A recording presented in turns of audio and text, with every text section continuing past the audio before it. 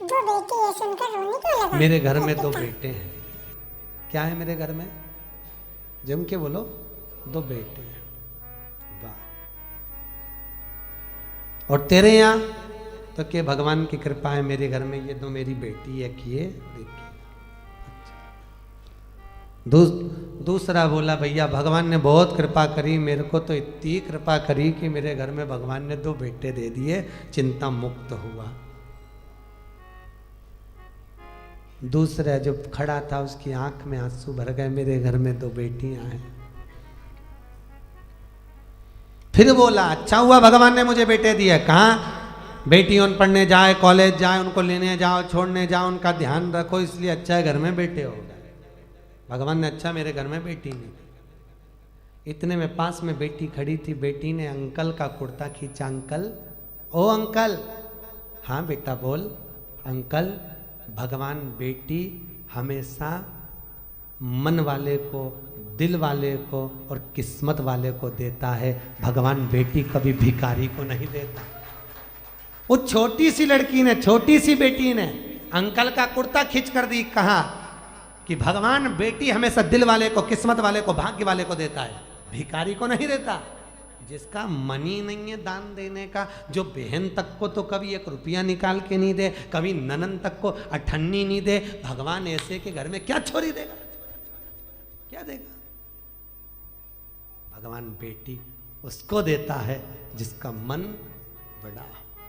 बेटी आ रही है, देव भाग्य से। और बेटी अपनी किस्मत।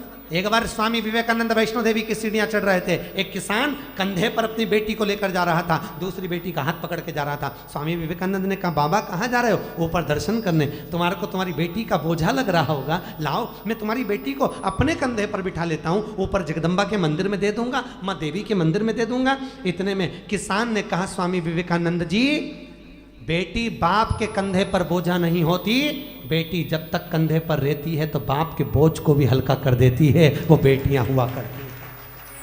बेटी बाप पर बोझा नहीं है। जिस बाप को बेटी बोझा लगे वो बाप नहीं हो सकता। किस्मत वाले। एक बार बेटा अपने माँ बाप को दुखी देख लेगा, पर बेटी कभी अपने माँ बाप को दुखी नहीं देख सकती।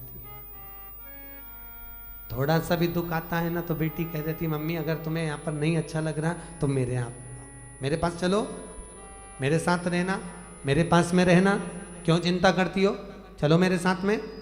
वह बेटी होती है। जब तक घर में रहती है ना, कल आप लोग सुनेंगे पार्वती जी की विदाई, जब तक घर में रहती है चहकती रहती है, और जिस दिन चली जाती है तो तुम भी उसका मुंह देखने के लिए तरस जाते हो। बेटियां होती ही ऐसी हैं। बेटी का जीवन होता ही ऐसा है। मायके में रहती है तो जब तक कुंवारी रहती है पिताजी के साथ में बैठकर भोजन करती है। बाप के लिए आगे आगे बढ़कर पिताजी थक के आए चाय ला कर दे देगी, जूस बना कर दे देगी, दूध ला कर दे देगी। पापा से पूछ लेगी पापा कुछ थके हुए लग रहे हो, बहुत काम रहता है, मत करा करो इतना।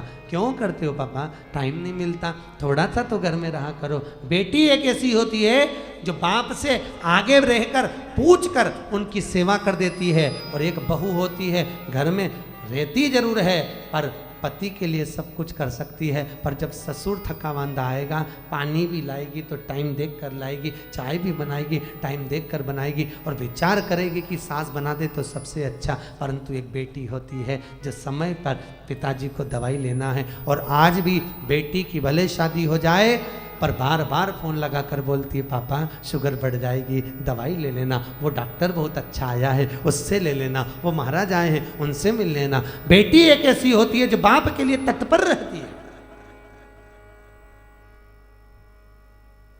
बाप के लिए तत्पर। और पर गांव में जब बेटियां ब्याहती हैं, बहुत दूर गांव अगर बेटी को ब्याह दिया, बहुत दूर भेज दिया, तो बेटी भी तरस जाती है अपने माँ बाप से मिलने के लिए, परिवार से मिलने के लिए। और ऐसी कोई माँ नहीं जिसको मायके की याद नहीं आती हो। बूढ़ी से बूढ़ी को भी राखी पर, त्योहार पर, ऋषि पंचमी पर अपने मायके की याद आ जाती है, तो वो भी कह देती है तुम सब मायके चली जाओगी, घर में कोई तो रहे, एक काम करो पाकिट में 4 राखी रख दो, थोड़ी सी कंकु चावल रख दो, मेरे बीरा के लिए, मेरे भाई के लिए भेज दो, भले मैं नहीं जा सकती पर राखी रख के भेज देती। और एक माँ होती है कि बेटी के घर में कोई ना जाए ना, और पूछ लेती है पड़ोसी से, ऐ संक्रांति का त्योहार है, पंचमी का त्योहार है, सावन आ रहा है, तू जा रहा है क्या उस गांव तक? हाँ जा रहा हूँ। क्यों, क्या बात है? मेरी बेटी के थोड़ा सामान दे देना। तुरंत रात को बेसन सेक के लड्डू बना लिए, डब्बा में रख दिए, एक साड़ी रख दी, 2 बिछुड़ी रख दी, चूड़ी रख दी, और बेटी को जो अच्छा लगता हो, अगर हैदराबाद के बिस्कुट, मिक्सचर, सेव जो अच्छा लगे वो बांध कर पैकेट में रख दिया और झोला बांध कर दे दिया, ये मेरी बेटी को दे देना। कहना बहुत याद आती है लाडो, कभी तो आ जाया कर। बेटी को आवाज लगाकर बाप, पड़ोसी काका जब आवाज लगाता लाडो, ओ लाडो, बेटी दौड़ कर आती है, मेरे पास वाले अंकल आए हैं। क्या बात है अंकल? ये तेरी माँ ने भेजा है बेटा, तेरे पापा ने ला कर दिया था, ले। बेटी अंदर ले जाती है, डब्बा खोलकर बेसन का लड्डू जब देखती है तो बेटी की आंख में भी आंसू भर आते हैं। माँ सब भूल जाते हैं पर तू नहीं भूल पाती है। बाहर निकल कर आकर कहती है अंकल मेरे पापा कैसे हैं? पापा की पूछी, माँ की नहीं। क्यों? क्योंकि बेटा माँ को प्रिय होता है और बेटी बाप को प्रिय होती है। बेटी बाप को स्नेह इतना करती है, आते से पूछती है मेरे पापा कैसे हैं अंकल, और कैसे हैं, उनको कोई दुख तो नहीं है? बोलना, बहुत दिन हो जाते हैं, इतनी दूर गांव पढ़ना आया अंकल, इतनी दूर क्यों पढ़ना दिया? मेरे बाबुल को देखने के लिए तरस जाती हूँ, कभी मिल ही नहीं पाते। भैया भी नहीं आता, 30 त्योहार पर शहर में आता, काम करके निकल जाता, मेरे पास नहीं आता। क्यों? मैं उससे कुछ मांगती नहीं, मुझे कुछ नहीं चाहिए, 500 का नोट भी नहीं चाहिए, 1 रुपया नहीं चाहिए, साड़ी भी नहीं चाहिए, मैं आ नहीं सकती। घर आती हूँ तो मेरी भाभी को ऐसा लगता है कि ननंद आ गई, खूब लेकर चली जाएगी। मैं कौन समझाए भाभी, मुझे किसी चीज़ की कमी नहीं है। मेरे माँ बाप जब तक जिंदा हैं मेरा आने का मन करता है, मुझे बुलाते क्यों नहीं हो? बेटी एक ऐसी होती है जो भाव से दौड़ कर आ जाती है। सब बेटी का दिल ही ऐसा होता है। लोग कहते हैं बेटी की विदाई में सबसे ज्यादा मार रोई। शिव महापुराण में लिखा है कि बेटी की विदाई में सबसे ज्यादा हिमालय राज रोया, पत्थर भी रोया था पार्वती की विदाई में, पत्थर की भी आंख से आंसू निकल गए, हिमालय राज भी रो पड़ा। जानकी जी विदा हुए तो दशरथ जी रो, जनक जी रो पड़े। बेटी की विदाई में जितनी माँ नहीं रोती उससे ज्यादा बाप रोता है। वो भी कह देता है इसको जो अच्छा लगे ना इसकी विदाई में दे दे, अच्छी अच्छी साड़ी दे दे, अटैची दे दे, देख ले जो चीज़ की कमी हो ना वो दे दे। पर आगे आकर कभी भी बाप रोता हुआ नहीं दिखता। दरवाजे के पीछे बेटी जब विदा होती है पीछे खड़ा हो जाता है, जा रही है, मैं कैसे विदा करूँगा इसको आगे से आगे कॉलेज ले जाना, स्कूल ले जाना, दुकान बंद कर करके चले जाता, ट्यूशन छोड़ कर आता। आज वही बेटी चली जाए, कहाँ देखने को मिलती। बेटी का जीवन बड़ा विचित्र है। जितने दिन घर में रहे साहब बहुत खुश हुई है, इसके आने से खुशी आई है। बेटियां आ गई, घर में आनंद आ गया। ननंद और बेटियां नहीं आए तो शादी का आनंद भी नहीं आता। इनके आने से कुछ नहीं दे पर आ जा। क्या मांग रही हैं तुमसे? नहीं तो एक जायदाद के हिस्सेदार ये भी है, जिस दिन खड़ी हो गई ना अदालत में पसीने छुड़वा देगी, पूरे फ्लैट का हिस्सा लेकर जाएगी। कम नहीं, बेटियां होती ही ऐसी।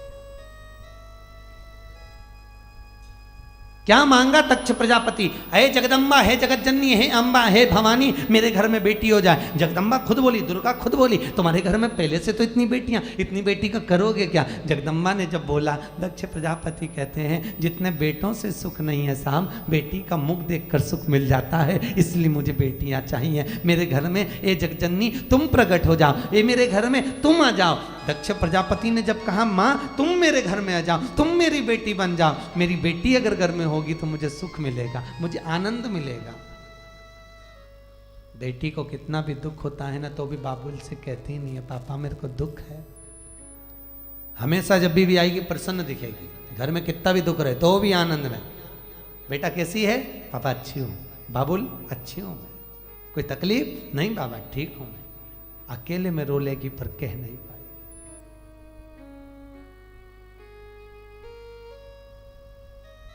प्रेम रखिए, जितना रख सकते हो स्नेह रखिए। दूसरे घर की बेटियां अपने घर में आती हैं बहुत श्रद्धा लेकर, कितने अरमान लेकर आती हैं। सम्मान करिए।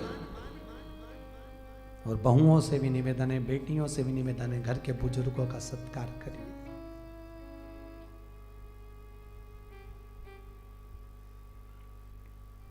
धन से नमन मत करो।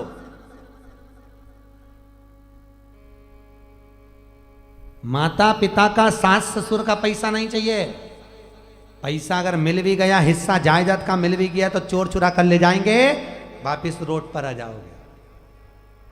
टैक्स का छापा पड़ गया, सब चले गया, कुछ नहीं बचा। माता पिता का जायदाद हिस्सा नहीं चाहिए। माता पिता की सेवा कर लो, उनका आशीर्वाद चाहिए। जायदाद का हिस्सा तो कब बर्बाद हो जाएगा मालूम नहीं पड़ेगा, पर अगर आशीर्वाद मिल गया तो जीवन सार्थक हो जाएगा, फिर हिस्से की जरूरत ही नहीं पड़ेगी। हिस्से की जरूरत क्या? नानी भाई का मायरा सुना है आप लोगों ने? बोलो तो, सुना है? नरसिंह मेहता जी की दादी जी मरी थी, आपको मालूम है? क्या नाम था उनका? अरे जल्दी बोलो, आप ही तो बोले नानी भाई का मायरा सुना है। अभी बोल देते नहीं सुना तो हम बताते। नानी भाई के मायरे में है ना नरसिंह मेहता जी की दादी जय कुंवर बाई, नानी भाई की परदादी जय कुंवर बाई। जब मरी तो जेठानी और देवरानी, नरसिंह मेहता की पत्नी और नरसिंह मेहता की भाभी, दोनों रोई।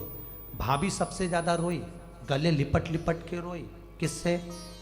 दादी सास से। इतना घूंघट डाल के रोई, चिपक चिपक के रोई, चिल्ला चिल्ला के रोई, डिजाइन में रोई, खूब अच्छी रोई। और थोड़ी देर रोई, उसके बाद में देवरानी से बोली तू रोले में पानी पी के आई। अब तू रोले तो पानी पी के आती। देवरानी जब रोने बैठी तब देवरानी को लगा, नरसिंह मेहता की पत्नी को लगा कि जेठानी जो इतना ताना देती थी, इतनी गाली देती थी, वो इतना क्यों रो रही है। जब देवरानी रोने बैठी तब मालूम पड़ा कि इतनी चिपक के क्यों रो रही थी। सास के कान में सोने की मुर्गी थी, इसको दांत से कतर रही थी। उस सोने की मुर्गी को निकाल रही। मायरे में, नानी भाई के मायरे में सुना होगा आपने, सोने की मुर्गी निकाल ले गई, मटका में डाल दिया और देवरानी रो रही। जेठानी के पास में पूरा घर, जमीन, जायदाद, संपदा सब कुछ था, पर नरसिंह मेहता के पास कुछ नहीं था। कथा में सुना होगा, कुछ भी नहीं। उसके बाद भी 4 मंजिला मकान मिल गया, खूब राशि ठाठ हो गया। तो जेठानी ने गालियां दी किसको? जो बूढ़ी अम्मा मर गई जय कुंवर बाई, उसको, कि चुपचाप से दे गई होगी। चुपचाप से कुछ नहीं दिया, बस दादी ने अगर दिया तो आशीर्वाद दिया। वो आशीर्वाद इतना फल गया कि जीवन सार्थक बना दिया। वो आशीर्वाद इतना फला। धन नहीं चाहिए, संपदा नहीं चाहिए, दौलत नहीं चाहिए।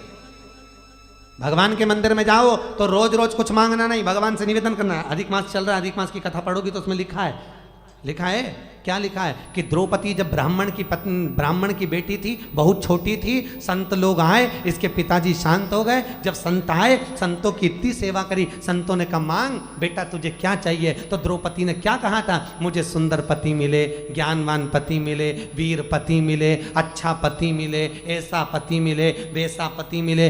द्रौपदी ने बस पति मिले, पति मिले, पति मिले 5 बार कह दिया था। तो संतों ने कहा जितनी बार तू बोली उतना ही मिले। ये अधिक मास की कथा में है, पढ़ा कि नहीं पढ़ा? अधिक मास की कथा में लिखा है, पोथी में आप किताब पढ़ेंगे अधिक मास की, पोथी में लिखा है जितना बोल रही है उतना पति मिले, उतना प्राप्त हो।